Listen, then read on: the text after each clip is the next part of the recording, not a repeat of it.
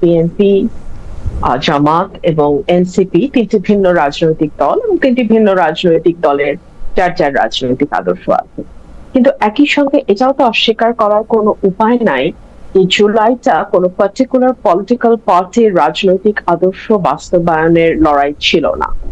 Initially এই লড়াইটা ছিল বৈষম্যের বিরুদ্ধে। বৈষম্য শব্দটিকে আপনি চাকরিতে কোটার মধ্যেও আটকে ফেলতে পারেন, আবার এই শব্দটির অনেক ব্যাপক বিস্তৃত অর্থ দিয়ে এই শব্দটিকে আপনি অনেক দূর পর্যন্ত নিয়ে যেতে পারেন।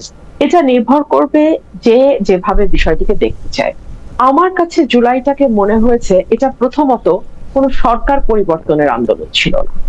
অর্থাৎ একটা সরকারের বদলে কেবল আরেকটি সরকার আসবে, এর বাইরে আর যা যেভাবে চলছে সেভাবেই চলবে, এই স্বপ্ন নিয়ে অন্তত আমি রাস্তায় নামি নাই জুলাইতে। আমার যেটা স্বপ্ন ছিল, আমার মনে হয় আমার মতো আরো লক্ষ লক্ষ তরুণের একই স্বপ্ন ছিল যে বাংলাদেশে একটা প্রকৃত অর্থে জনগণের ক্ষমতায়ন ঘটবে এবং একটা সহি নির্বাচনের মাধ্যমে আমরা মোটা দাগে, যেটা 90 উত্তর একটা মোটা দাগের গণতন্ত্র আমরা প্রতিষ্ঠা করতে পেরেছিলাম, জনগণের একটা সরকার আমরা কায়েম করতে পারবো। একই সঙ্গে আমাদের স্বপ্ন ছিল যে যেই অন্যায়গুলো আমরা 15 বছর হতে দেখেছি, সেটা মানবাধিকার লঙ্ঘন হতে পারে, সেটা অর্থনৈতিক ভয়াবহ রকম যেই দুর্নীতি দুঃশাসন হয়েছে সেটা হতে পারে, সেটা গোষ্ঠীতন্ত্র হতে পারে, সেটা নিজস্ব মানুষের হাতে রাষ্ট্রের সকল ক্ষমতাকে পুঞ্জীভূত করা হতে পারে, প্রতিষ্ঠানগুলোকে ভেঙে ফেলে দিয়ে একেবারে সবকিছুকে এক ব্যক্তির হাতে নিয়ে আসবার যে প্রবণতা সেটা হতে পারে। এই সকল কিছু থেকে আসলে বাংলাদেশের মানুষ মুক্তি চেয়েছিল এবং এই সকল কিছুকে যদি আপনি এক ফ্রেমে আনেন এবং আপনি যদি রাজনৈতিক দলগুলোর সঙ্গে আলাপে বসেন, প্রাথমিকভাবে এই যে চাওয়াগুলো, বেসিক যে চাওয়াগুলো, এই ব্যাপারে কিন্তু কোনো দল বলতে পারবে না যে এটা আমার রাজনৈতিক দলের আদর্শ না। কোন দল কি বলতে পারবে আমরা ভোট চাই না? কোন দল কি বলতে পারবে যে আমরা মানুষের অধিকারে বিশ্বাস করি না? কোন দল কি বলতে পারবে আমরা একটা বৈষম্যহীন সমাজ নির্মাণ করতে চাই না, কিংবা আমরা দুর্নীতিকে মানে আমরা দুর্নীতিকে গ্রহণ করি? কোন দল তো আসলে এটা বলতে পারবে না। সো আপনি যদি মোটা দাগে জুলাইকে বড় অর্থে দেখেন, বড় ক্যানভাসে আমরা দেখি, তাহলে আমরা দেখবো যে এখন আপনি যদি এটাকে আদর্শের লড়াইটা বলেন, আমি বলবো সেটা একেবারেই ভুল। কারণ দলগুলোর কোনোটার আদর্শের সাথে জুলাইয়ের মূল স্পিরিটের কিন্তু কোনো দ্বন্দ্ব নাই। তাহলে সমস্যাটা হচ্ছে কোথায়? সমস্যাটা হচ্ছে আমরা দেখলাম জুলাই পরবর্তীতে যেই স্লোগানগুলো দেয়ালে লেখা হয়েছিল, যেই স্লোগানগুলো মিছিলে উচ্চারিত হয়েছিল, যেই আওয়াজটা আমরা সাধারণ গণমানুষের মুখে মুখে শুনেছিলাম, সেটা ধীরে ধীরে ধীরে ধীরে ফিকে হয়ে যেতে থাকলো এবং সেই জায়গাটা দখল করলো মব, সেই জায়গা দখল করলো উগ্রপন্থা, সেই জায়গা দখল করলো মেয়েদেরকে ধীরে ধীরে কোণঠাসা করে ফেলা, সমাজের প্রান্তিক মানুষগুলোর উপরে আরো বেশি কড়া নজরদারি করা।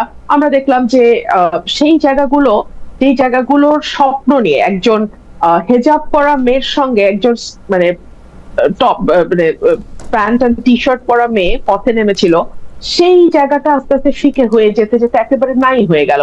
তো জুলাইয়ের প্রথম কয়েক মাসের মধ্যে আমরা বুঝে গেলাম, মানে অগস্টের 5 অগস্টের পরে কয়েক মাসের মধ্যে আমরা বুঝে গেলাম যে এই রাজনৈতিক মাঠে নারীদের অবস্থান ভীষণ রকম নাজুক। এই রাজনৈতিক মাঠে একটা মানে বিশেষ গোষ্ঠীর মতের বাইরে যারা ধর্ম এবং রাজনীতিকে ধারণ করে, তাদের জায়গাটা খুব সীমিত। আমরা বুঝে গেলাম এখানে বিভিন্নভাবে সংখ্যালঘু মানুষের জায়গাটা খুব সীমিত। তো আমার মনে হয় না এটার সাথে আদর্শের কোন রকম কোন সংযুক্ততা আছে। জি খালেদ ভাই।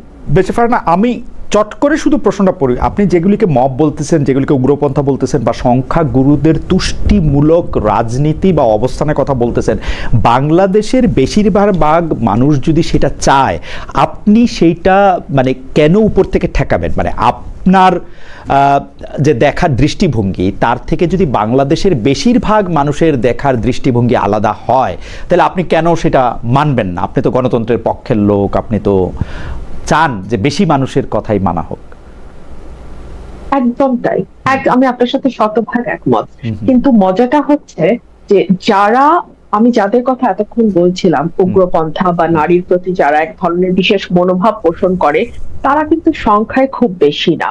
তাদের হইচইটা হয়তো অনেক বেশি, সামাজিক যোগাযোগ মাধ্যমে তাদের প্রেজেন্সটা হয়তো অনেক বেশি, কিন্তু আমি যেটাকে সেইন পলিটিক্স বলি, আমি যেটাকে সুস্থ ধারার রাজনীতি বলি, সেটার সমর্থনকারী মানুষের সংখ্যা বেশি। যদি এটা না হতো তাহলে কিন্তু আহ হয়তো নির্বাচনের ফলাফলটা অন্যরকম কিছু হতে পারত, এবং নির্বাচনের আগে আগে কিন্তু সেই ধরনের একটা ভাইবও বাংলাদেশের মাটিতে দেওয়ার চেষ্টা হয়েছে। এবারে নির্বাচনটা এমন কি হইতে পারে না যে তারা বেশি ভোট বিএনপিকে দিছে, কিন্তু তারা বিএনপিকেও সেরকমই দেখতে চায়, মানে বিএনপিকেও একটা সময়, মানে যে বিএনপিকেও তারা জি I know what you mean. I know what you mean. জি, বিএনপি কে এখানে তার রাজনীতিটাকে ঠিক করতে হবে। বিএনপি কি করতে চায়? বিএনপি কি সেন্টার রাইটে যাবে?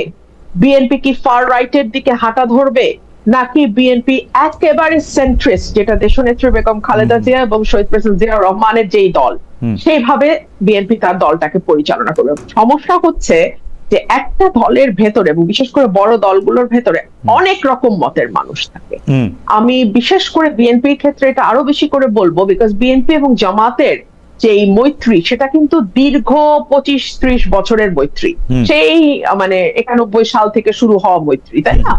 মানে 36 বছর, my god, that's a long journey Khaled ভাই, ভেরি লং জার্নি।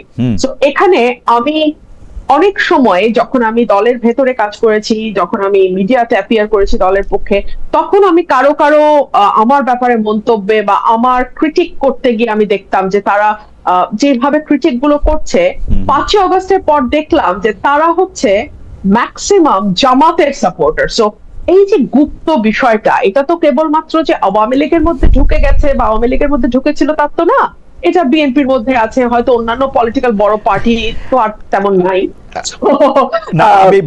আমি আপনার কাছে আবার আসবো, আমি একটু অ্যাডভোকেট হাসনাত কাইয়ুমকে শুনতে চাই একই বিষয়ে। শুধু আমি এখানে বলে রাখি যে আপনি বিএনপিকে তার রাজনীতিটা ঠিক করতে বলতেছেন, তার মধ্যে সেন্ট্রিস্টের জায়গায় সে আসলে আছে কিনা সেটা আপনি দেখতে বলতেছেন। আপনি বলতেছেন যে বিএনপির সাথে জামায়াতের যে একটা সম্পর্ক ছিল দীর্ঘদিন ধরে, তার কারণেও বেশ কিছু, আপনি গুপ্ত শব্দটা ব্যবহার করেছেন, কিন্তু আমি 2 পয়সাটা একটু দিয়ে রাখি কাইয়ুম ভাই শুরু করার আগে। আমি দেখছি যতক্ষণ পর্যন্ত বিএনপি স্বাধীনতার কথা, বাংলাদেশের 71 সালের কথা, তাদের দলের প্রতিষ্ঠাতা জিয়াউর রহমানের মুক্তিযুদ্ধ অবদানের কথা যত বেশিবার বলে, বা বাংলাদেশের স্বাধীনতার যে বিভিন্ন সিম্বল, প্রতীক এগুলি আছে না, এগুলির কথা বললে তারা বেশি নিন্দা ঝড়ের মধ্যে পড়ে। কিন্তু তারা তো আবার কিছুটা জামায়াতে ইসলামের পক্ষে, বা যারা বাংলাদেশে বেশি ধর্মাশ্রয়ী দলগুলির পক্ষে যারা কথা বলে, তারা অনেক তালি বা বাহবা পায়। তো সেই ক্ষেত্রে মানে আমি জানি না বিএনপি তার রাজনীতিটা আসলে কিভাবে ঠিক করবে, বা বিএনপি রাজনীতিটা আসলে কি হবে। খালেদ ভাই, এখানে এখানে এখানে দেখেন, রাজনীতির দুটো ধারা আমি মোটা দাগে বুঝি। একটা হচ্ছে আইডেন্টিটি পলিটিক্স, আরেকটা হচ্ছে welfare politics. Welfare politics is always very very difficult. আপনাকে সেবা দিতে হবে, মানে 15 দিন যাবত ঘরের বাড়িতে চুলা জ্বলবে না, 12 ঘন্টা ইলেকট্রিসিটি থাকবে না। এটা নিয়ে আমরা আসি বেরসা ফারানা, যে মানে আমি জাস্ট ওই জায়গাটাতে বলছি।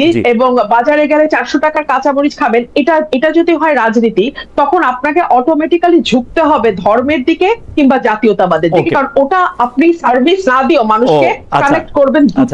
আচ্ছা, ঠিক আছে, মানে সার্ভিস না দিয়ে আপনি যদি কানেক্ট করতে হয়, তাহলে আপনাকে কিছু কিছু কিছু কিছু কথা এবং কিছু মানে আনন্দের জায়গা দিতে হবে, যে এটা নিয়ে মানুষ আনন্দ করতে থাকবে। আহমেদ উনি বলছেন, জনাব অ্যাডভোকেট হাসনাত ভাই, রাষ্ট্র সংস্কার আন্দোলন চলতেছে কয়েক বছর ধরে, উনি 2 বছরের কথা বলতেছেন। সাধারণ মানুষ জানতে চায় আপনাদের সংস্কারের সবচেয়ে বড় 3টা দৃশ্যমান ফলাফল কি, যেটা গ্রামের মানুষ বুঝবে। আসলে বিরোধিতা করছি না, আমি ওর কথার সাথে একটা জায়গা যোগ করতে চাচ্ছি। ওর যা অবজারভেশন, এগুলি নিয়ে আমার কোনো ভিন্নমত নাই। আমি মোটা দাগে তার সাথে প্রায় সবকিছুতে একমত। আমার যেটা ভিন্নমতের জায়গা না, যেটা আসলে যোগ করার জায়গা, সেটা আমি বলতে চাই যে এই যে জুলাইটা বিভক্ত হইলো, এটার ধরে আমরা 2 ভাবে দেখতে পারি। একটা হচ্ছে যে ঘটনা দিয়ে মনে করতে পারি যে এ তাকে গালি দিল, এ ডান দিকে চলে গেল, এ বাম দিকে চলে গেল, এরকম একভাবে এই বিষয়টাকে দেখা যেতে পারে, ঘটনা সাজায় সাজায় বাহির থেকে যেটা মনে হয়। আর একটা হচ্ছে যে বাংলাদেশের রাজনীতিতে রুমিন প্রথম থেকে যেটা বলছিল, যে বাংলাদেশের রাজনীতিতে রুমিন থেকে আমি, কিংবা আমি থেকে ধরেন একটা অনেক বেশি ধরেন ডানের দিকের একটা মানুষ, সবাই মিলে একটা জায়গায় এবার বাংলাদেশে আমরা একমত হয়েছিলাম, সেটা হচ্ছে যে কেবলমাত্র হাসিনার বিদায় না, হাসিনা হয়ে ওঠে যে শাসনতন্ত্রের উপরে দাঁড়ায়া যে ব্যবস্থাটা আসলে হাসিনাকে ফেসিবাদে পরিণত করে, ক্ষমতার বাইরে থাকলে যে হাসিনাকে আপা বলা যায়, এবং তারপরে হাসিনা ক্ষমতায় যাওয়ার পরে যে আসলে দানব হয়ে ওঠে, এইটুকু যে জায়গা, এই জায়গাটার আসলে একটা পরিবর্তন লাগবে। এটা নিয়ে আমাদের মধ্যে একটা ঐকমত্য তৈরি হয়েছিল। রাস্তার লোক থেকে আপনি যেটা মানে আমার যে প্রশ্ন করছে, সে মনে করছে যে রাস্তার লোক কিংবা গ্রামের লোক বোধহয় সংস্কারটা বোঝে না। বিষয়টা এরকম না। আসলে আমরা সবাই একটা বুঝছিলাম যে এই ব্যবস্থাটার পরিবর্তন লাগবে, এই মহিলাকে বিদায় করতে হবে এই জন্যে যে উনি এখন এই ব্যবস্থাটাকে আসলে পাহারা দিচ্ছেন, ওনাকে বিদায় করতে হবে, এই ব্যবস্থাটা বিদায় করতে হবে। এইটা হচ্ছে এক। তাইলে যারা আসলে এই ব্যবস্থাটার পক্ষের মানুষ, এটা তো কেবলমাত্র একজন হাসিনা কিংবা দুইটা আসলে হাসিনার বিশ্বস্ত এরকম দলের লোক কিংবা দলের বাইরে থেকে ব্যুরোক্রেটিক কিংবা আসলে সিভিল মিলিটারি যে জায়গায় আছে, যারা যারা আসলে বাগবাটোয়ারা খাচ্ছিল, তারা কয়েকজনের একটা সিন্ডিকেট, আমরা বলছি অনেক সময়। তো এটা শুধুমাত্র একটা সিন্ডিকেটের উপরে দাঁড়ায় ছিল না, এই সিন্ডিকেট দ্বারা উপকৃত হইতো কিংবা এই সিন্ডিকেট দ্বারা উপকৃত হয় এরকম দেশে এবং বিদেশে আসলে তার একটা এক ধরনের একটা আসলে যোগাযোগ সূত্র থাকে। এবং তারা, আমি একটা শেষ করে ফেলি, 30 সেকেন্ড লাগবে। এইটার আসলে যারা লাভবান হইতে চায় এটা থেকে, তারা জানে যে বাংলাদেশটাকে এখান থেকে ফিরাইতে হলে কিংবা বাংলাদেশটাকে আগের জায়গায় রাখতে হলে কিংবা এরকম একটা জায়গায় রাখতে হলে বাংলাদেশকে আসলে বিভক্ত করা লাগবে। এটা হচ্ছে প্রথম শর্ত। ওকে, জি না কারণ আমি আপনার ফ্লোটাতে ইয়া করে না। জি, আপনি শেষ করে দেন তাহলে, আপনি শেষ করে। আমি শুধু তাইলে আমি এটা বলতেছিলাম যে দেখেন এই জায়গাটার বিভাজনটা শুরু হলো কিভাবে। এই জায়গাটার বিভাজনটা শুরু হলো যে একেবারেই যেইগুলিতে কোনো ধরনের বিভক্তি নাই সেই রকম জায়গা দিয়ে শুরু হলো। বাংলাদেশে মুক্তিযুদ্ধ, স্বাধীনতা কিংবা আসলে যে নারীরা রাস্তায় নামবে, জিন্সের পাশে হিজাব, এইটা নিয়ে একদম ধরেন এটা সেটেল, এইটা সেটেল করেই তো আমরা আসলে হাসিনাকে তাড়াইলাম। তাইলে সেটেল বিষয়টাকে প্রথমে যে আসলে টার্গেট করা হলো, এটার অর্থ হচ্ছে যে যা আমরা করতে চাইলাম সেই জায়গাটায় থাকতে সেটেল বিষয়টাকে আসলে আনসেটেল করা, একটা ইমমেটেরিয়াল জিনিসকে মেটেরিয়াল করা, 71-এর মতো একটা বিষয়কে প্রশ্নের মধ্যে ফেলা। এবং 71-এর বিষয় নিয়ে তখন প্রশ্ন উঠতে পারে না, কিন্তু এটাকে যখন আপনি প্রশ্ন করেন তখন হচ্ছে 71-এর পক্ষে একটা জিনিস দাঁড়ায়। যে 71-এর কে প্রশ্ন করে 24-কে খুব আঁকড়ে ধরতে চায়, তখন 24-এর বিরুদ্ধে গিয়ে একটা পক্ষ দাঁড়ায়, এবং 71 এবং 24-কে মুখোমুখি করা যায়। এইটা তো ধরেন এমনিতে মনে হয় পাগলেও বিশ্বাস করে না, কিন্তু বাস্তবত তাদের শক্তি এত বেশি যে তারা এটা পারলো কিন্তু বাংলাদেশে। ওকে, আমি এটা বলতেছি, আমি সেই জন্য একটু সুযোগ চাইতেছিলাম আপনার কাছ থেকে যে একটা কথা বলার জন্য, যে আপনি যেই ব্যবস্থার কথা বলতেছেন, যেই সিস্টেমের কথা বলতেছেন, যেইটার শেখ হাসিনা আঁকড়ায় ধরে ছিল, সেই সিস্টেমটাকে যদি আমরা ধরে দেই সংবিধান, সেই সিস্টেমটাকে যদি আমরা ধরে নেই সাংবিধানিক ব্যবস্থা বা রাষ্ট্র পরিচালনার ব্যবস্থাপনা সমূহ, আপনারা যখন এইটা নিয়ে কথা বলতে থাকলেন তখন যেন মনে হইল যে শেখ হাসিনা বই দেখা এই কাজগুলি করছেন বা করেন নাই। কিন্তু আমার রিডিং হয়েছে শেখ হাসিনা বইয়ে যা আছে তার প্রত্যেকটা কাজ উল্টা করছে। শেখ হাসিনার বইয়ে বা বাংলাদেশের বইয়ে নাই কিন্তু যে আপনি গুম করতে পারবেন, খুন করতে পারবেন, সংবাদপত্রের মাধ্যম বন্ধ করতে পারবেন। আপনারা ব্যস্ত হইলেন হচ্ছে বইটা চেঞ্জ করার জন্য, যেখানে শেখ হাসিনা নিজেই এই বইটা সবচেয়ে বেশিবার ভায়োলেট করছে। আপনারা দুইজনই আইনজীবী, আপনাদের আমি এইটা মূলনীতি আপনি রাখবেন কি রাখবেন না সেটা আপনার ব্যাপার, কিন্তু আমি দেখছি শেখ হাসিনা গণতন্ত্র, সমাজতন্ত্র, ধর্মনিরপেক্ষতা এবং জাতীয়তাবাদের একটি মূলনীতিও সে মানে নাই। সে মানে নাই হচ্ছে মানুষের একটা কথা, মানে বইয়ে যা কিছু লেখা আছে ভালো খারাপের এর মধ্যে একটা কথাও সে মানে নাই। কিন্তু আপনাদের কাছে বই পরিবর্তনটাই যখন মুখ্য হয়ে দাঁড়ায় তখন আপনারাই সূচনা করলেন কিনা এই বিভক্তিটার। কারণ এটা আমি মানে আমারে লোকে কেমন দেখে সেটা বলার জন্য আমি একটু একজনের বলে উঠি। মুকিদুল ইসলাম উনি বলতেছেন, খালেদ ভাই নেতাদের দালালি বাদ দিয়ে একটু জনগণের দালালি করেন। বর্তমানে দেশের সাধারণ মানুষ ভালো নেই, গ্যাস বিদ্যুতের তীব্র সংকট এবং উচ্চ মূল্যস্ফীতি, সবকিছুতেই মূল্যস্ফীতি, মানুষকে এখন বিষ খেয়ে মারা যাবে। আমি চেষ্টা করি একটু নেতাদের দালালি বাদ দিতে, পারবো কিনা জানি না, যে দেখি হাসান খান ভাই কি বলেন। প্রথমত ধরেন আপনাকে ওই জায়গাটাই বলি, আমাদের সংবিধানের যে মূলনীতি বলছেন না, জি, এই মূলনীতিটার একদম শুরু হয়েছে হচ্ছে দ্বিতীয় চ্যাপ্টারটাই হচ্ছে মূলনীতি, রাইট, এবং এই মূলনীতি 8 নাম্বার থেকে শুরু হয়েছে। 8 অনুচ্ছেদ থেকে 8-এর 2 আছে একটা, 8-এর 2-এ বলা হচ্ছে যে এইটা হচ্ছে রাষ্ট্র পরিচালনার মূলনীতি হবে, কিন্তু এইটাকে আসলে এইটা মেনে চলার জন্যে আপনি সব কাউকে বাধ্য করতে পারবেন না। তার মানে হচ্ছে যে এইটা আপনার মূলনীতি নির্ভর করছে রাষ্ট্রের যারা কর্ণধার, সরকারে যারা আসবে তারা এটা মানবে কি মানবে না, এটা হচ্ছে তার ঐচ্ছিক বিষয়, ইচ্ছাধীন। রাইট, তিনি মানলে এটা মানবে, না মানলে মানবে না। তাইলে আমরা বলছি যে এই যে জায়গাটা দিয়ে আপনি তাকে মূলনীতিটা মানা না মানার বিষয়ে পরিণত করলেন, ঠিক আছে, কিন্তু আপনি যেখানে ক্ষমতা দিতেছেন তখন সেইখানে এরকম কোনো কথা বলতেছেন না যে এই ক্ষমতাটা আসলে রাষ্ট্রপতি যদি ইচ্ছা না করে তাহলে প্রধানমন্ত্রী প্রয়োগ করবে, এইটা আপনি তখন বলতেছেন না। আপনি ক্ষমতাটা যখন বিন্যাস করতেছেন, ক্ষমতা বিন্যাসের মধ্যে গণতন্ত্র বলতেছেন, মানলে মানতে পারে না মানতে পারে, কিন্তু ক্ষমতাটা দিচ্ছেন একজন ব্যক্তির কাছে, সমস্ত প্রেসিডেন্টের ক্ষমতা, প্রধানমন্ত্রীর ক্ষমতা, সংসদের ক্ষমতা, বিচার বিভাগের ক্ষমতা, বিচার বিভাগের মতো যে সমস্ত প্রতিষ্ঠান আছে যেগুলিকে আমরা সাংবিধানিক প্রতিষ্ঠান বলি, সেইগুলির ক্ষমতা, কাউকে আসলে আপনি মাফ করে দিবেন কি আসলে ফাঁসিতে ঝুলাবেন এটার ক্ষমতা, সমস্ত ক্ষমতা আপনি কেন্দ্রীভূত করতেছেন একটা পদে। আমি শেষ করে 30 সেকেন্ড শুনে নেন। এই যে এটা আছে, এই জায়গাটার মধ্যে একটা শুভঙ্করের ফাঁকি আছে। এটা সাধারণভাবে পাঠ করলে, আপনি যখন পাঠ করবেন তখন মনে হবে যে এটাতে আপনার সমস্ত অধিকার আপনার পক্ষে, আর আপনি যখন এটা প্রয়োগ করতে যাবেন তখন আপনি দেখবেন যে আপনার পথ হাতে কিচ্ছু নাই, সমস্ত মৌলিক অধিকার পর্যন্ত আরেকজনের হাতে। আপনি যেটাকে মৌলিক অধিকার মনে করেন সেটাও পুলিশের আসলে বিবেচনা সাপেক্ষে। এই যে সাংবিধানিক ফাঁকিটা, এইটার উপরে দাঁড়ায়া প্রধানমন্ত্রী তার ক্ষমতাটা চর্চা করছে, এবং ওইখানেই সে গুম খুন এগুলি সবগুলি করতে পারছে। ওকে, আপনি যখন, আমি এইটা বলে শেষ করি, জি, তাইলে এইটাকে যখন আমরা বললাম তখন আমরা কিন্তু বললাম না যে বইটাই সবকিছু, আমরা বললাম যে বইটা এবং এটার যে সাথে আইন কানুন, এবং যেটা তখন আমরা বলতে পারলাম না। আপনার প্রশ্নটা আমি নিচ্ছি এই জন্যে যে আমরা যখন রাষ্ট্র চিন্তা করি তখন আমরা বলছিলাম আমাদের স্লোগানটা হবে রাষ্ট্র, রাজনীতি এবং অর্থনীতি সংস্কার করতে হবে।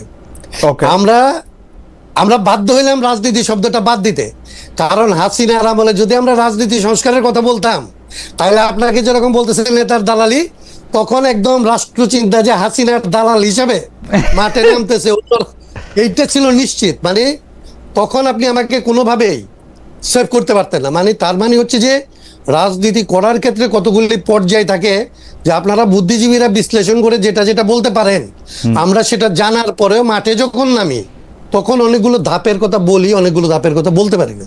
ওকে, কিন্তু আমার মনে হয় যে অ্যাডভোকেট হাসান সাহেব আপনার বক্তব্য একদমই পরিষ্কার।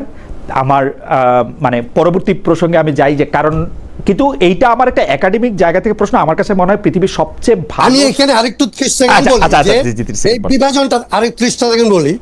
আমরা বলছিলাম যে সংবিধানের এই জায়গাগুলি, ব্যবহারিক জায়গাগুলিতে, যেখানে আমার এবং রুবিনের এক্সপিরিয়েন্স একই হয়েছে, 50-55 বছরে আমাদের যে এক্সপিরিয়েন্স, ওই এক্সপিরিয়েন্সের জায়গাটাই কোথায় কোথায় সংশোধন করতে হবে, পরিবর্তন করতে হবে, এই জায়গাটায় আসি। বাকি যেগুলি ফিলোসফিক্যাল পার্ট, এইটাকে আমরা আসলে আলোচনার বাইরে রাখি। আমাদের তরুণদেরকে এটা বুঝাইতে পারছিল যে হাসনাত কাইম যেটা বলতেছে এটা না, মূলনীতি ফেলাই দিতে হবে, এইখানে আসলে ধর্মনিরপেক্ষতা ফেলাই দিতে হবে, সমাজতন্ত্র ফেলাই দিতে হবে। তর্কটা আমরা তাদেরকে বলছিলাম যে এটা লম্বা তর্ক, এটা করতে পারবে না বাবারা, এটা মাগরিবের ওয়াক্ত, এই শক্ত কাজা হয়ে যাবে।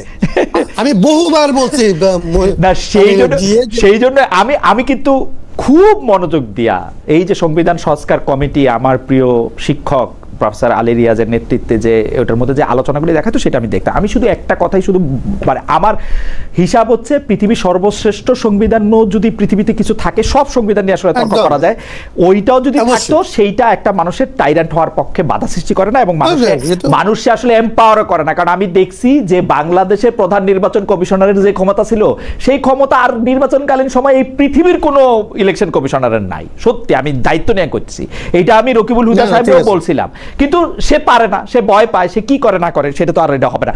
অন্য প্রসঙ্গের মধ্যে যাই, সেইটা হলো শেখ হাসিনার সংবাদ সম্মেলন, কথিত সংবাদ সম্মেলন। অনেকে আবার আমাকে মেনশন করছেন যে এইবার খালেদ কি বলবে। আমি বলছি যে উনি মুখ দেখায় না কেন, মুখ দেখা একটা ইন্টারভিউ দেয় না কেন, সেটা আমি বলছিলাম। সেইটার জন্য দুই পক্ষের হচ্ছে ঝাড় মানে মানে দুই পক্ষের হলো ঝাড়ি হুমকি এগুলি। এক পক্ষ হচ্ছে কেন আমি শেখ হাসিনার ইন্টারভিউ নিতে চাইছি সেইটা আমি বিরাট বড় অন্যায় করে ফেলছি, আরেক পক্ষ হচ্ছে কেন আমি বলছি যে শেখ হাসিনার ইন্টারভিউ তো এই পৃথিবীর সবাই নিতে চায়, উনি মুখ দেখায় ইন্টারভিউ একটা দেয় না কেন। এখন উনি একটা কথিত কথিত কমু না, এটা তো সংবাদ সম্মেলনই না, বড় বড় এরা করছে, কিন্তু ওইটা তো উনি মুখ দেখায় নাই। কিন্তু এরপরে আবার সরকার একটা প্রতিক্রিয়া জানাইছে। আমরা প্রথমে অ্যাডভোকেট কাইয়ুম আপনার কাছে জানতে চাইবো যে শেখ হাসিনার এই সংবাদ সম্মেলন বাংলাদেশের রাজনীতিতে এর গুরুত্ব, যেই সংবাদ সম্মেলনে উনাকে আবার দেখা যায় নাই, এখন দেখা না যাওয়া সম্পর্কে আমি আর কি বলবো। তো ওইটার রাজনৈতিক গুরুত্ব এবং সরকারের প্রতিক্রিয়া, এই দুইটা নিয়ে যদি আপনি একটু বলেন, আমরা একই প্রসঙ্গে বেশি ফারানার কাছে যাবো। একটু ছোট, আমাদের অনেকগুলি বিষয় জমে গেছে কাইয়ুম ভাই, একটু ছোট। আচ্ছা, আমি একদম এক লাইনে বলি যে আমি এটা এর আগে বলছিলাম, আসলে শেখ হাসিনা যদি সংবাদ সম্মেলন করে, তাকে তো আসলে সংবাদ সম্মেলন করতে দেওয়াই উচিত, ওনাকে করতে দেওয়া উচিত।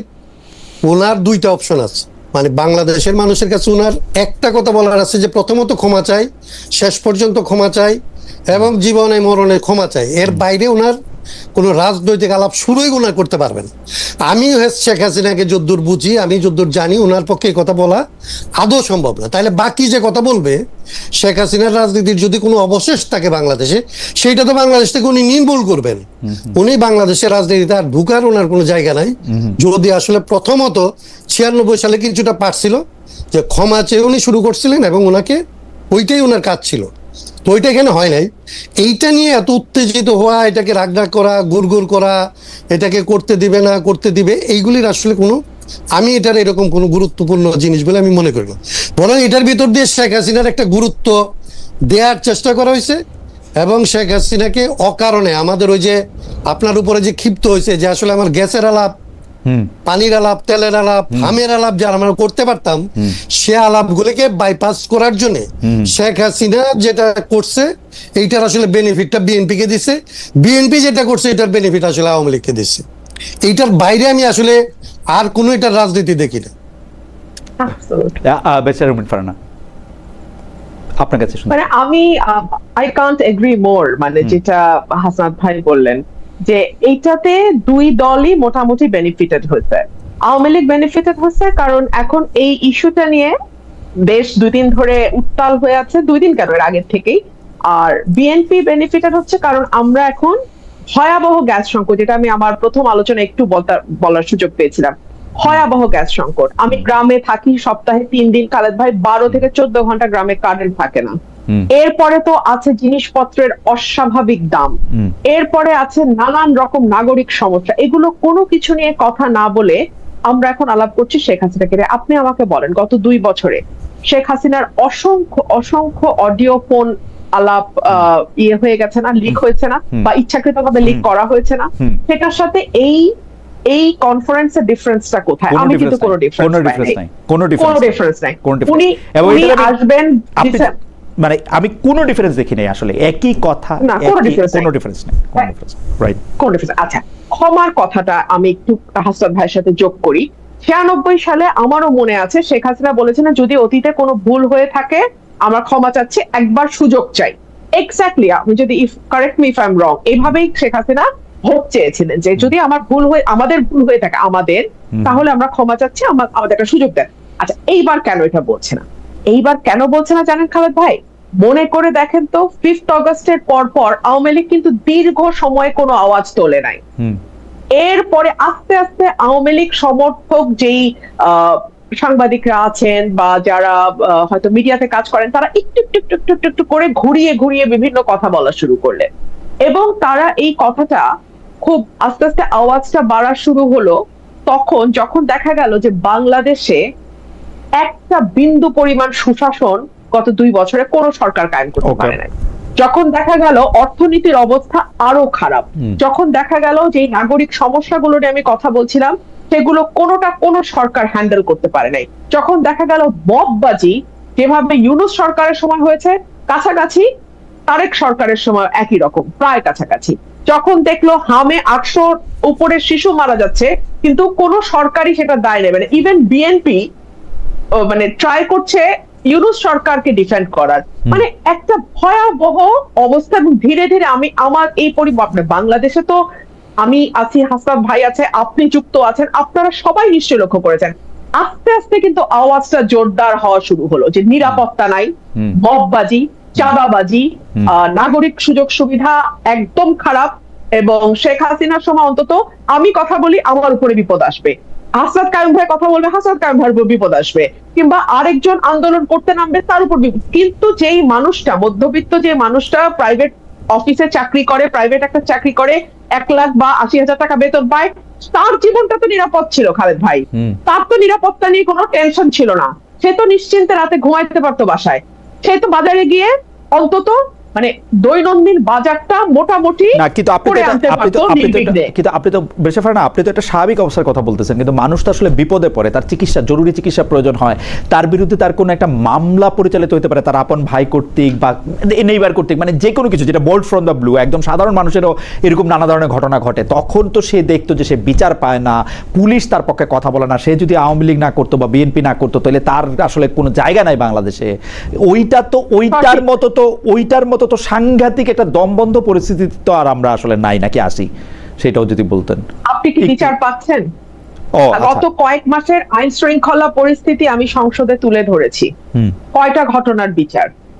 আপনি আসেন মামলা, আগেও আমরা দেখেছি বিএনপির নেতা কর্মীদের নাম হরে দরে সবার নাম দিয়ে লাস্টে 100 অজ্ঞাতনামা, এবং সেই 100 থেকে 500 অজ্ঞাতনামার মধ্যে একই রকম আসে। তাহলে বলতে পারে না আপনি একটু একই রকম আছে, তাহলে আমরা কি এইটা হাসনাত কায়ুমের কাছে শুনবো যে একই রকম আছে কিনা, বা দুর্ভোগটা একই রকম আছে, দুর্ভোগটা একই রকম আছে, সেই মামলা বাণিজ্য, সেই শোন অ্যারেস্ট, সেই মানে ঘটনা ঘটুক না ঘটুক বিরোধী দলের নামে মামলা, সেগুলো চলতেছে। On the top of that যুক্ত হয়েছে ভয়াবহ রকম চাঁদাবাজি, নিরাপত্তাহীনতা, যুক্ত হয়েছে আইন শৃঙ্খলা পরিস্থিতির অবনতি, এগুলো হচ্ছে নিউ এডিশন। তো মানুষ তো এখন বলতে বাধ্যই হবে, এবং এটা তো আওয়ামী লীগকে একটা সাহস দেবে যে ও আমাদের তো পাল্টাইছিলা, তো কোন বেটার প্রোডাক্টটা তোমরা পেলা। অনেকে বলতেছেন যে আওয়ামী লীগ যে সাহসটা পাইতেছে সেই সাহসটা আসলে মূলত দিচ্ছেন আপনি, কারণ আপনি একটা পরিচিত সংসদ সদস্য, আপনি আওয়ামী লীগের আসার পথ, এই ব্যাপারটাকে আপনি কোনো কিছু বলবেন যে মানে দেখেন আমাদের রিসার্চ টিমও এরকম লেখছে যে আপনি হচ্ছেন সবচেয়ে বেশি শেখ হাসিনার আসার ব্যাপারে পজিটিভ কথা বলছেন, যে হ্যাঁ উনি আসবে বা ওরকম কোনো কিছু। ভাই শুনেন, আমি বাংলাদেশের খুবই ক্ষুদ্র একজন রাজনৈতিক কর্মী, but at the same time আমি একজন লয়ার, এবং আমার পরিবারের একটা রাজনীতির ইতিহাস আছে। সো আমি একজন পলিটিক্যাল ফ্যামিলির সন্তান হিসেবে আমি চিন্তা করি আমি ওই জায়গায় থাকলে আমি কি করতাম। সো এই জন্য আমি বলছি কমন সেন্স বলে শি উইল বি ব্যাক, এটা আমার কমন সেন্স বলে। 3টা কারণ আমি আপনাকে বলে দিচ্ছি এখনই কেন আমি বলেছি। আচ্ছা হচ্ছে ওনার রাজনীতির একটা দীর্ঘ ইতিহাস এবং ত্যাগের ইতিহাস আছে ওনার পরিবারের, ওনার পুরো পরিবারকে এক রাতে মেরে ফেলা হয়েছে পলিটিক্যাল কারণে। 2 হচ্ছে ওনার নিজের ত্যাগ আছে সরকারি দল, বিরোধী দল হিসেবে, এবং ওই পরিবারের একজন বেঁচে যাওয়া সদস্য হিসেবে। 3 হচ্ছে ওনার বয়স, উনি যদি এখন ভারতের মাটিতে মারা যান, ওনার এই এত বড় দল যেটার পেছনে ওনার বাবা, ওনার পরিবার এবং ওনার আত্মত্যাগ, সেই দলটার কি হবে। তো আমি যদি ওনার জায়গায় থাকতাম আমি আসতাম। তো আমি সেই কমন সেন্স থেকে বলছি। আর আমি আজকে আপনাকে আপনার অনুষ্ঠানের মাধ্যমে এটাও ক্লিয়ার করি, বিএনপির যখন ওই ডোবার নিচে বসে বসে বিএনপির মনোবল চাঙ্গা করার জন্য যেমন আমাকে দরকার ছিল, কারণ বিএনপি তখন আসলে বিপদে ছিল এবং বিএনপির পক্ষে কথা বলার কেউ ছিল না, তো আমি তখনও যৌক্তিক এবং সত্য কথা বলেছি, বিএনপির পক্ষে গেছে। এখন আমি যৌক্তিক এবং সত্য কথা বলি। আওয়ামী লীগ যদি কোনোদিন বাংলাদেশে ফেরে, কোনোদিন যদি বাংলাদেশের রাজনীতিতে যায়, আপনি মোটেও ভাববেন না যে তাদের সাথে আমার খুব ভালো একটা বনিবনা হবে। আমরা পরবর্তী প্রসঙ্গে যাই। আমি একটু হাসান কায়ুম ভাইয়ের কাছে শুনতে চাই। হাসান কায়ুম ভাই, ঠিক আছে, আমরা যদি ব্যারিস্টার ফারহানার সাথে একমত হই এই প্রসঙ্গে, আর কি একমত হই, এখন আওয়ামী লীগের যে এই কথা বললে আবার সালাউদ্দিন সাহেব আমাকে কারেক্ট করে দিবেন যে নিষিদ্ধ ঘোষিত বলেন, আবার এনসিপি এসে বলবে যে আচ্ছা ঠিক আছে বললাম নিষিদ্ধ ঘোষিত আওয়ামী লীগের সভানেত্রী শেখ হাসিনা যে বললেন যে তিনি আসতে চান, মানে বা আসবেন, তিনি ডেট দিতেছেন কেন? মানে তিনি আসলে মানে আসলে কি হবে, মানে আসতেছেন না কেন, বা আসলে ডেট দেওয়া এগুলির কি কারণ? আর একজন দর্শক উনি অনেকবার একটু অনেক মানে আমার চোখে পড়লো, অনেকবার বলছে কিনা সেটাও তো বলা একটা মুশকিল। উনি বলছেন খালেদ মহিউদ্দিন 100% দালাল জামায়াতের। ভাই ঠিক আছে, হাসান খান ভাই আপনি যদি একটু বলেন যে মানে উনি ডেটটা কেন দিতেছেন? আচ্ছা, আমি ওই প্রশ্নটা যাওয়ার আগে আমি রুমিনের সাথে একটু ভিন্ন মত করি। আমি মনে করি যে আসলে বাংলাদেশের যে বর্তমান অবস্থা কিছু কিছু ক্ষেত্রে আগের চাইতে অনেক খারাপ হয়েছে। যেমন ধরেন মাদকের যে বিস্তার, রুমিন যে সমস্ত খারাপ ভোগান্তির কথা বলছে এটার সাথে যোগ হবে মাদকের বিস্তার, মাদক এইটা অনেক বেশি, এবং এটা পার্লামেন্টে তাদের দলের লোকজন পর্যন্ত ধরেন এগুলি নিয়ে কথাবার্তা বলতেছে। ভাই আরেকটা বলি, আমার কাছে বেশি লোক বলতেছে জুয়া খেলে নাকি মানুষ, কি টাকা টোকা দিয়া ওই যে জুয়া খেলে, ওইটা একটা অনলাইন জুয়া, একটা অসম্ভব ব্যাপার হচ্ছে। জি, আরেকটা হচ্ছে মাদকের বিস্তার। এটা হচ্ছে যে আমি আমার গ্রামে, রুমিন তো এলাকায় থাকে, আমিও যাই, আমার গ্রামে এরকম দেখছি যে বাপ মায়ে গরু বিক্রি করছে, সেই টাকাটা মাদকাসক্ত সন্তান নিয়ে যাওয়ার জন্য মাকে মারধর করছে।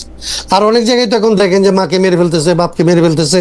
এগুলি বাংলাদেশের সামাজিক কাঠামোর মধ্যে এর আগের যে ধারণাগুলি মানুষ একদমই মানে কল্পনাও করতে পারতো না, সেই সমস্ত ঘটনা প্রতিনিয়ত ঘটতেছে। এটা একটা, তো এইটা যোগ হয়েছে। কিন্তু আমি আবার এটা রুমিনের সাথে যেটা যোগ করতে চাই, যে আওয়ামী লীগের আমলে এই সমস্ত যে পথে ঘাটের যে নিরাপত্তা ছিল, কিংবা এরকম একটা স্বস্তিতে মানুষ ঘরে ফিরতে পারতো, শান্তিতে ঘরে ফিরতে পারতো, তার মধ্যে ধরেন আমাকে তুলে নিয়ে যাবে কিংবা রুমিনকে তুলে নিয়ে যাবে, এটাই ছিল। কিন্তু এটার মধ্যে একরামের মতো লোক ছিল যে মানুষটা আসলে খুন হয়ে যাবে অকারণে এবং আশঙ্কার মধ্যে ফিরতে পারবে না, আশঙ্কার মধ্যে মানুষ থাকবে। এবং আওয়ামী লীগ করলো, এই জায়গায় আওয়ামী লীগ করলো, মানে আওয়ামী লীগ করো গ্যারান্টি না, আওয়ামী লীগ করো গ্যারান্টি। এই জায়গাটার একটা পরিবর্তন এখন পর্যন্ত আছে, যে মানুষ আসলে এই জায়গার মনে করছে না যে তাকে কেউ তুলে নিয়ে কালকে গুম করে ফেলতে পারে কিংবা এরকম করতে পারে। সো এইটা হচ্ছে একটা বড় রকমের চেঞ্জের জায়গা, আমি এটা মনে করি আওয়ামী শাসনের সাথে। আচ্ছা তাহলে বাকি যেটা বললেন, জি আমি আপনি আবার যদি আমাকে একটু ধরায় দেন, আপনি যেটা বলছিলেন যে বাকি মানে আমি যেটা শেখ হাসিনার সংবাদ সম্মেলনে, তো রুমিন সংবাদ সম্মেলন, তার প্রতিক্রিয়া, শেখ হাসিনার ফিরে আসা সম্পর্কে তার বক্তব্য, এগুলি তো উনি বলছেনই। আমি শুধু জানতে চাইছিলাম যে উনি যদি ফিরেও আসেন ডিসেম্বর ডেট দেওয়া বা এটা বলার মানে উনি কি চাচ্ছেন আসলে, মানে কি চান? এটা তো হচ্ছে ওনার চাওয়ার উপরে। ধরেন এখন দুইটা দেশ, এগুলি হচ্ছে রুমিনও অ্যাডভোকেট, আমিও ধরেন তো কোনো কারণে অ্যাডভোকেট ধরেন। এখন এইটা উনি একটা দেশে যেভাবে গেছে, ধর উনি পাসপোর্ট ভিসা টিসা কিছু নিয়ে যান নাই, বা ওনাকে এখন তো কেউ ভিসা দিবে এরকম, তো উনি একজন সিভিলিয়ানের মতো আসবেন, আসতে পারবেন এরকম তো কোনো ব্যবস্থা নাই। কিংবা ওই যে বাচ্চারা ট্রোল করে যে ওনাকে কোনো একটা বর্ডার দিয়ে ঢুকায় দেওয়া হলো কোনো একটা দেশে অঞ্চলে, এরকম তো না। যদি এরকম হয় সেটার তো হওয়ার কোনো সুযোগ নাই।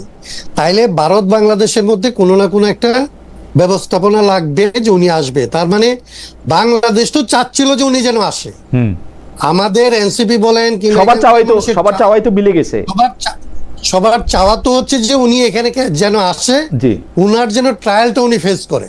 তো ট্রায়াল হয়ে গেছে, এখনো পেন্ডিং ট্রায়ালও আছে। উনি আসলে স্বাভাবিক নিয়মে আইনের পথে ওনাকে যদি বাংলাদেশ চায় এবং ভারত যদি ওনাকে আসলে দিতে সম্মত হয়, তাহলে তো উনি এসে যেভাবে লিগালি ঢুকবার কথা, উনি জেলে ঢুকবেন, ওনার ফাঁসির আদেশ হয়েছে, সেগুলির আসলে উনি আপিলের সুযোগ পাবেন কিনা সেইটাই যাবেন, ওই লিগাল ফাইটটা শুরু হবে।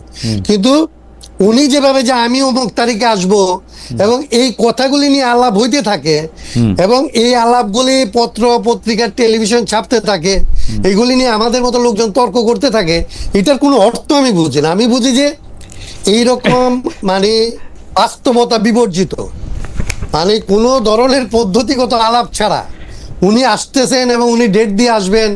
কেউ এখানে তাকে ক্যান্টনমেন্টে আর এই বিমানবন্দরে ঠেকাইতে যাবেন, কেউ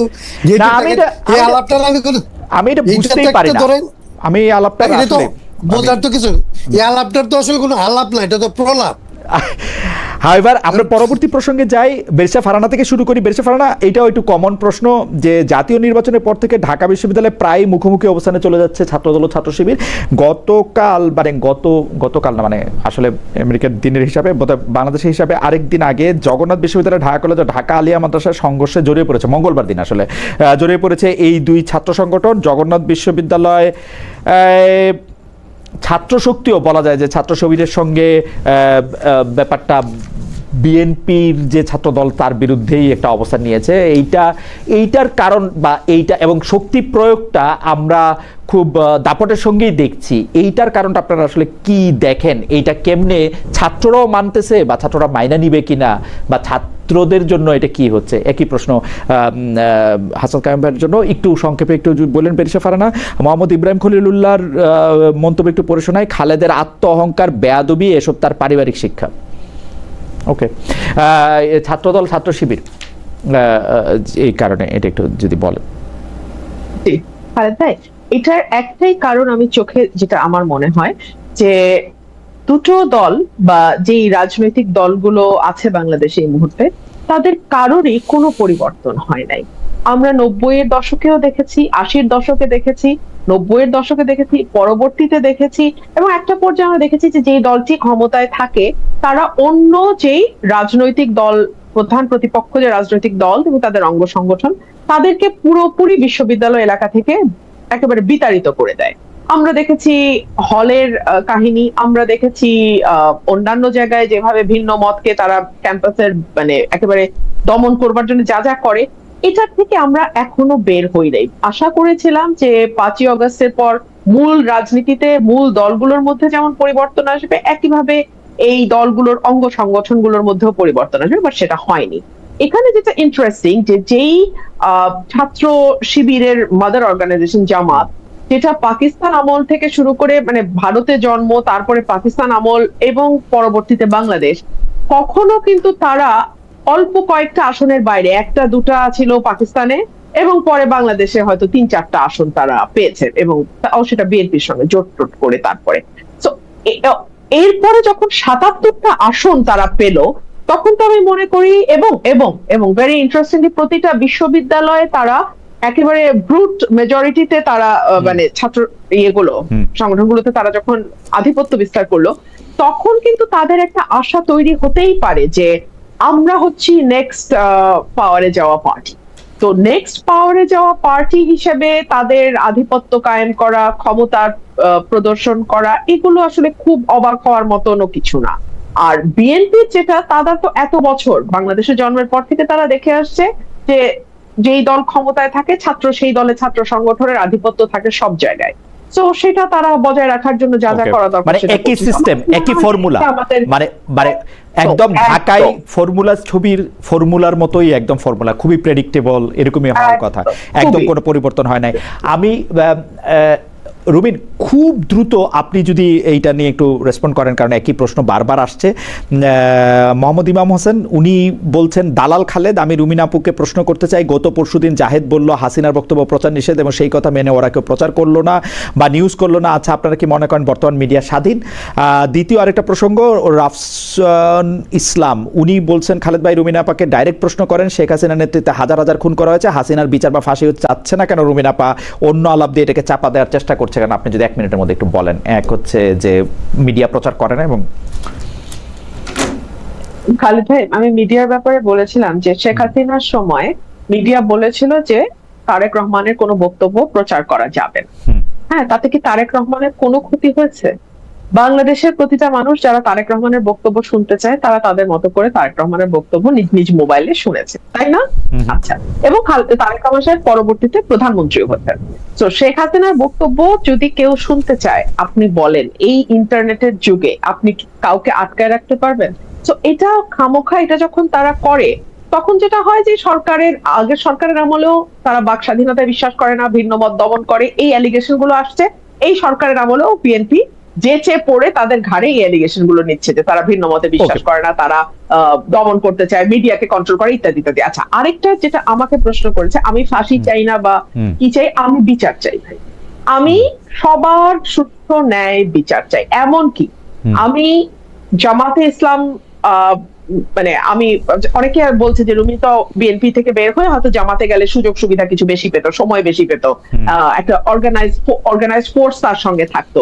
আমি তখন বলেছিলাম যে যেখানে আদর্শের ন্যূনতম মিল নাই, সেখানে কেবলমাত্র কিছু সুবিধার জন্য তো একটা দল যাওয়া কোনো অর্থ নাই। তো আমি কিন্তু সেই আদর্শিক ভাবে 180 ডিগ্রি মানে উল্টা থাকা সত্ত্বেও আমি কিন্তু বলেছিলাম, জামাতের যখন হিউম্যান রাইটস ভায়োলেট হয়েছিল আমি বলেছিলাম যে না, এই হিউম্যান রাইটস তাদেরকে দিতে হবে।